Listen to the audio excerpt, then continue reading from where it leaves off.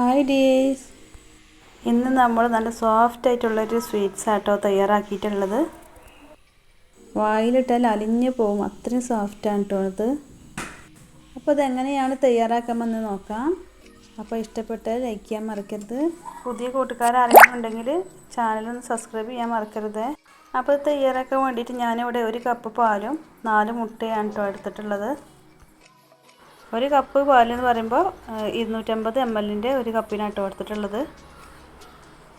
അപ്പോൾ ഇത് രണ്ടും വെച്ചിട്ടാണ് നമ്മൾ തയ്യാറാക്കുന്നത്. അപ്പോൾ ഞാനിവിടെ ഒരു ബൗൾ എടുത്ത് വെച്ചിട്ടുണ്ട്. ഇനി ഇതിലോട്ട് 4 മുട്ടയും പൊട്ടിച്ചൊഴിച്ച് കൊടുക്കാം. 1/2 കപ്പ് പാലാണ് എടുക്കണമെങ്കിൽ 2 മുട്ട എടുത്താൽ മതി കേട്ടോ. ഇനി ഇത് നന്നായിട്ട് തന്നെ ഒന്ന് ബീറ്റ് ചെയ്തെടുക്കാം. അപ്പോൾ ഞാനിവിടെ ഫോർക്ക് കൊണ്ടാട്ടോ ബീറ്റ് ചെയ്തെടുക്കുന്നത്. ബീറ്റർ കൊണ്ട് ചെയ്യുകയാണെങ്കിൽ അങ്ങനെ ചെയ്യാം. ഒട്ടും കട്ടില്ലാതെ തന്നെ നന്നായിട്ട് തന്നെ ബീറ്റ് ചെയ്തെടുക്കാം.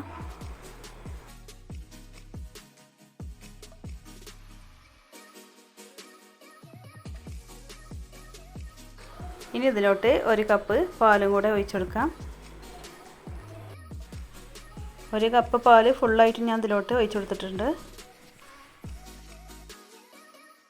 ഇനി ഒന്നും കൂടെ ഒന്ന് മിക്സ് ചെയ്തെടുക്കാം.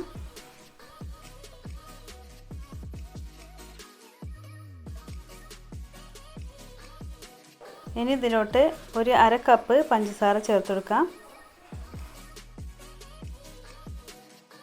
1 കപ്പ് പാലിന് 1/2 കപ്പ് പഞ്ചസാര മതിയാവും. ഇനി ഞാനിതിലോട്ട് 1/2 ടീസ്പൂണ് ഏലക്കായ് പൊടിച്ചതും കൂടെ ചേർത്ത് കൊടുക്കുകയാണ്. അപ്പോൾ ഏലക്കായിൻ്റെ പകരം വാനില എസൻസ് ഉണ്ടെങ്കിൽ അത് ചേർത്തെടുത്താൽ മതി കേട്ടോ.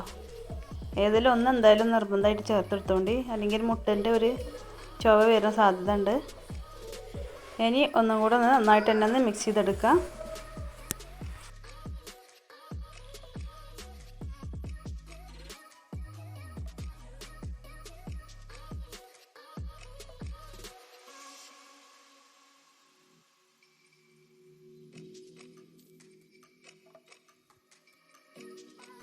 ഇനി ഒരു പിഞ്ച് ഉപ്പും കൂടെ ചേർത്ത് കൊടുക്കാം. അപ്പോൾ ഉപ്പ് ചേർത്ത് കൊടുക്കുമ്പോൾ കൂടി പോവരുത്, ഒരു പിഞ്ച് മതി. മധുരം ഒന്ന് ബാലൻസ് ചെയ്യാൻ മാത്രം മതി.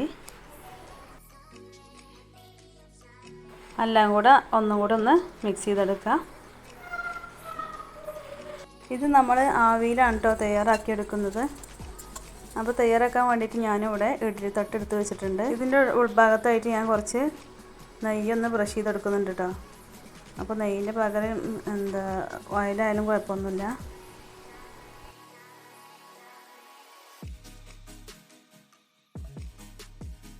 ഇനി ഓരോ കുഴിയിലായിട്ട് നമുക്ക് ഒഴിച്ചു കൊടുക്കാം.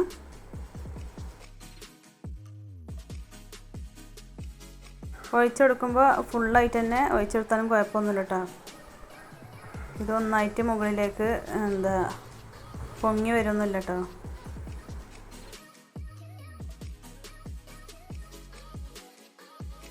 അപ്പോൾ ഇഡ്ഡലിച്ചമ്പിൽ വെള്ളം വെച്ച് കൊടുത്തിട്ടുണ്ട്, നന്നായിട്ട് തന്നെ തിളച്ച് വന്നിട്ടുണ്ട് കേട്ടോ.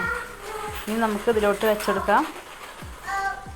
അപ്പോൾ ഇത് തയ്യാറാക്കാൻ ഒരുപാട് സമയമൊന്നും വേണ്ട കേട്ടോ. ഒരു 3 മിനിറ്റായിട്ട് മതി.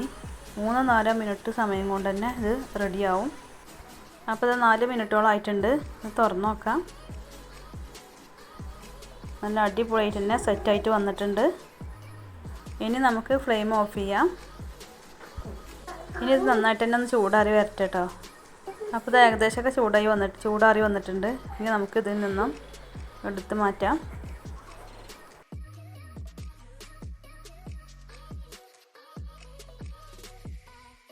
അപ്പോൾ ഇത് മുട്ടയും പോലും വെച്ചിട്ട് ആവി തയ്യാറാക്കിയ നല്ല അടിപൊളിയായിട്ടുള്ള ഒരു പുഡിങ് റെഡി ആയിട്ടുണ്ട് കേട്ടോ.